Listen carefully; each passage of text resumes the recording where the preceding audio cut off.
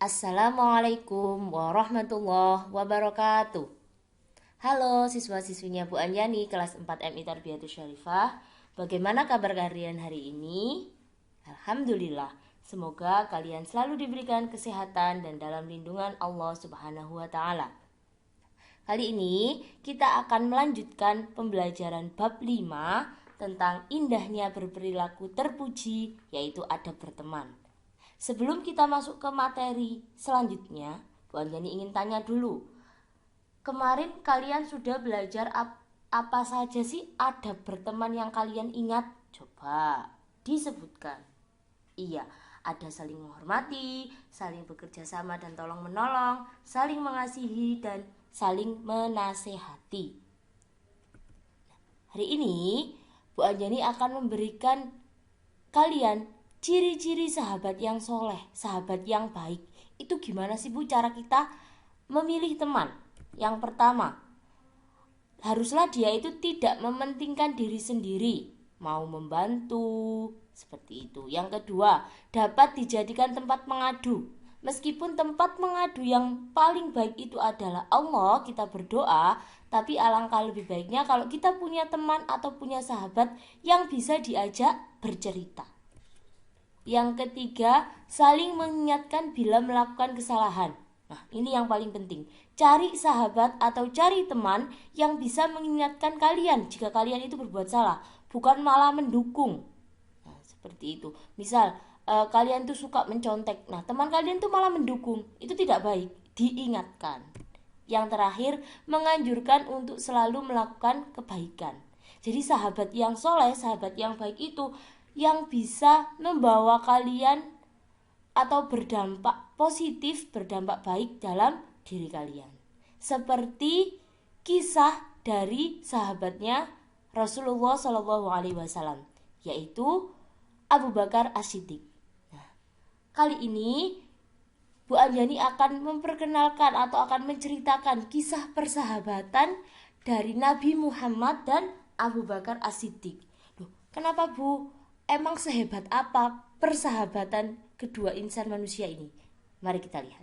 Yang pertama, kalian semua pasti tahu kan apa itu peristiwa Isra Mi'raj? Ya, perjalanan Nabi Muhammad dari Masjidil Aqsa ke Sidratul Muntaha, yang hanya dilakukan dalam waktu 1 malam saja.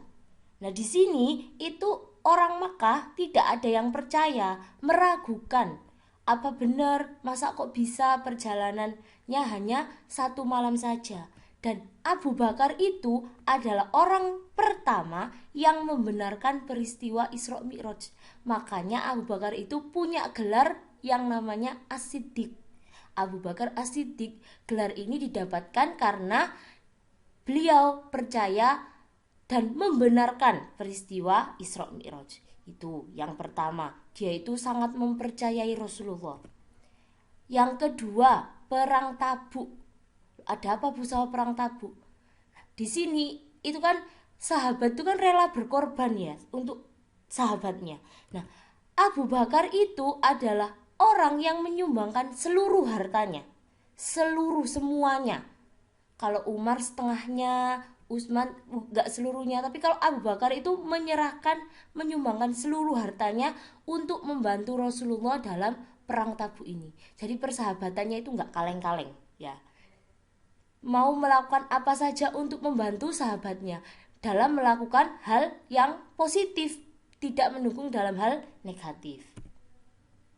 Selanjutnya, sembunyi di gua Sur. Apa ini maksudnya Bu? Nah, kan setelah Nabi Muhammad itu diperintahkan Allah untuk hijrah, orang yang diajak oleh Rasulullah adalah Abu Bakar. Dalam perjalanannya untuk menuju ke Madinah, beliau itu kan dikejar-kejar sama orang kafir. Nah, beliau bersama dengan Abu Bakar itu bersembunyi di Gua Sur. Di sini yang dilakukan Abu Bakar adalah ngecek dulu apakah gua ini tuh aman gak buat Rasulullah. Setelah dirasa aman, barulah Rasulullah dan Abu Bakar itu beristirahat di Gua Sur. Nah, di situ Rasulullah tertidur di pangkuannya Abu Bakar. Mereka beristirahat selama 3 hari di situ. Nah, dilindungi oleh apa Bu? Kok bisa orang kafir itu nggak tahu bahwa Nabi Muhammad dan Abu Bakar itu ada di gua Sur? Nah, kenapa kok orang kafir nggak tahu? Karena di mulut gua itu ada sarang laba-laba. Jadi orang kafir berpikir gak mungkin ada orang bisa masuk ke dalam gua kalau di mulut gua itu ada sarang laba-laba. Padahal di dalam itu ada Rasulullah dan Abu Bakar. Nah, saking setianya Abu Bakar ini dengan Rasulullah, waktu Rasulullah tidur, Abu Bakar itu digigit oleh binatang. Dalam riwayat binatang itu adalah ular. Di sini Abu Bakar itu tidak membangunkan Rasulullah walau beliau kesakitan, tapi Rasulullah itu terbangun karena Abu Bakar tidak sengaja meneteskan air matanya dan mengenai wajahnya Rasulullah.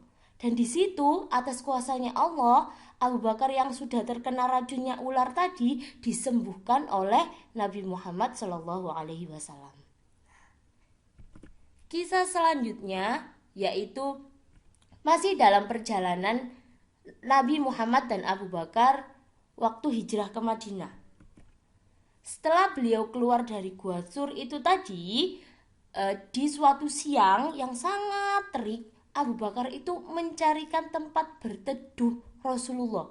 Beliau menemukan batu yang ada bayangannya. Nah, itu kan bisa dijadikan tempat berteduh ya. Di situ Abu Bakar menggelar jubahnya, jubah yang dipakainya untuk tempat alas duduk Rasulullah. Nah, setelah itu beliau atau Abu Bakar itu juga mencari minum dan bertemu dengan seorang anak penggembala kambing. Memintalah Abu Bakar susu dari si penggembala kambing itu untuk minumnya Rasulullah.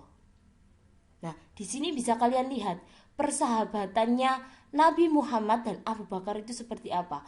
Beliau itu setia, rela berkorban hartanya, terus kasih sayangnya dan lain sebagainya. Yang terakhir, di sini Bu Anjani punya kisah masih dalam perjalanan menuju ke Madinah. Nah, Abu Bakar ini tuh sangat melindungi Nabi. Loh, kok bisa Bu? Iya, beliau itu akan berada di belakangnya Nabi jika dirasa kaum kafir itu akan menyerang atau ada yang membuntuti di belakang. Jadi misalkan kaum kafir itu menyerang sekelompok mereka, itu yang terkena Abu Bakar terlebih dahulu.